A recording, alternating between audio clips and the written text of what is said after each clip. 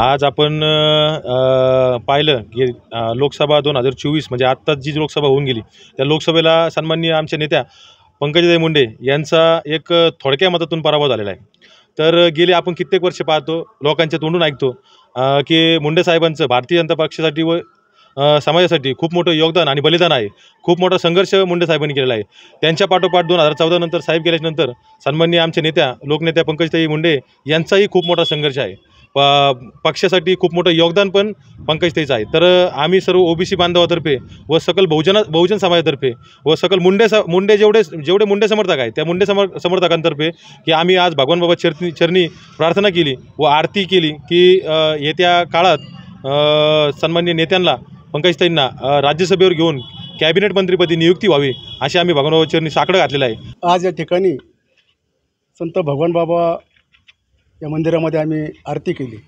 आरती यासाठी केली की आपल्या लोकनेत्या पंकजाताई मुंडे यांना भाजपानं यांचं कुठेतरी पुनर्वसन करावं यासाठी आरती केलेली आहे। कारण तमाम ओबीसी समाज या महाराष्ट्रामध्ये त्यांच्या पराजयामुळं व्यथित झालेला आहे। कितीतरी आत्महत्या झाल्यात त्या पराजित झाल्यामुळं, आणि इथून पुढे सुद्धा आत्महत्या होऊ नये असं जर सरकारला वाटत असेल तर सरकारने याची दखल घेतलीच पाहिजे आणि त्यांचं पुन्हा एकदा पुनर्वसन करून या महाराष्ट्रामध्ये ओबीसीला न्याय दिला पाहिजे।